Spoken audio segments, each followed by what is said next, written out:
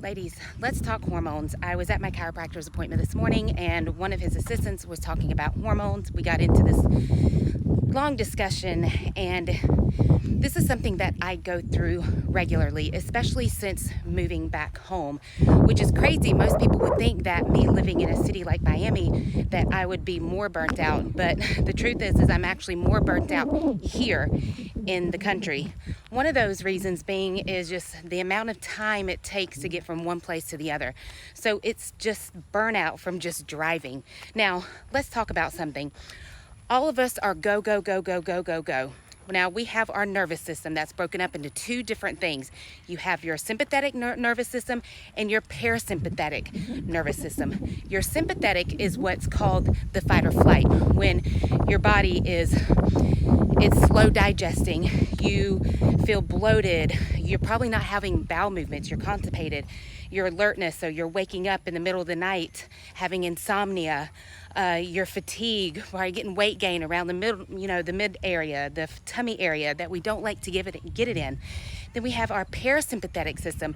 This is like the calm part of our nervous system. And you feel rested, relaxed. Now, this is the hardest thing for most women is we don't know how to say no. We don't know how to adjust our lifestyles. We are tending to so many people in our lives, so many things, tasks, and we have our full-time jobs on top of taking care of families and other people on top of just our families. Let's talk about some of the things that you can do. Is the very first thing that you guys can do is you have to learn to say no. You have to learn to say no to the extra activities that you know that your body can't handle. If you know that by 3-4 o'clock you need to shut it down and take an hour break, that's what you have to do. I'm not gonna lie, I have no shame. Around 3-4 o'clock I have to go for a nap. I have to, because if not, my nervous system is overloaded, and then I get that stress belly, that round visceral fat belly. But as soon as I take a nap, my stomach is flat. This even means saying no to your job sometimes. A lot of the times, let's face it. Because yes, money is great and it's a wonderful tool that allows us to do things and have certain lifestyles. But if we're not able to live up to that and we're just burning ourselves out, we're not able to enjoy our family because we're moody, we're cranky, we just feel awful, how's that worth it? Do not start your mornings in a rush. Get up if you have to. I'm not saying to sacrifice your sleep. Get your sleep, adjust your schedule. Whatever you need to do that it allows time for you to get your you time, whether that's like me, where it's devotional, prayer, reading scripture, meditating on that at the beginning, then getting in some exercise. A good 2-mile run, something is really good for me. It's not too much exercise where it puts my nervous system back in chaos. Let's talk about some supplements that could help you. Magnesium glycinate, however you say it. Take that at night. That calms your nervous system so you can wind down, you can relax. Don't go to bed with the TV on. Don't go to bed hyped up, watching social media. Have a proper wind down. Read, wind down. Something else that you can do, I'm a big fan of matcha. The L-theanine in matcha is fantastic, or get it in supplement form. Also, rhodiola. I really like rhodiola a lot better than ashwagandha.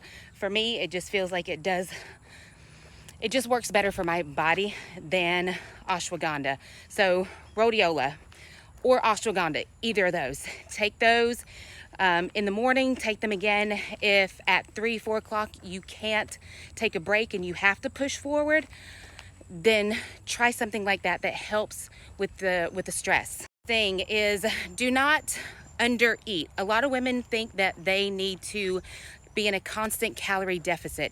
You're not doing your body any favors if you're putting one stressor of undereating on top of another stressor like working out too much, on top of another stressor of burnout from work and family and friends. All the things in life, those are stressors on top of stressors on top of stressors. Look, food is energy. You need to be fueling your body, but properly and with the right type of foods. Not these fast foods, the convenient foods, the processed foods, single ingredient foods. Thing for my ladies who work out, take it from someone who was a chronic worker outer, okay? I burnt myself out. I would under eat, and I would do 2-a-days.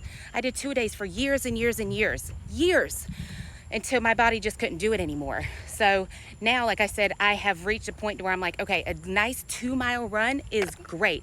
I feel energized from that.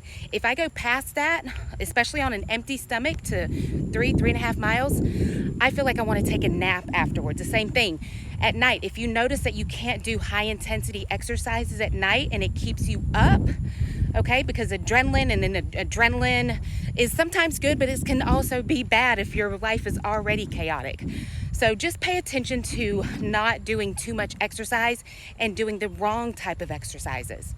Way longer than I wanted it to, but I might have to break this up. Anyways, I hope that you all found this helpful, and I really, really, truly hope that you guys can learn to implement this.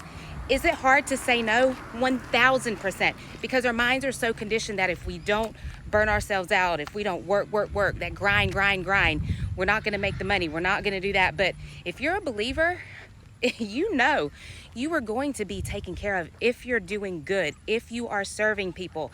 This doesn't mean that you serve by sacrificing yourself.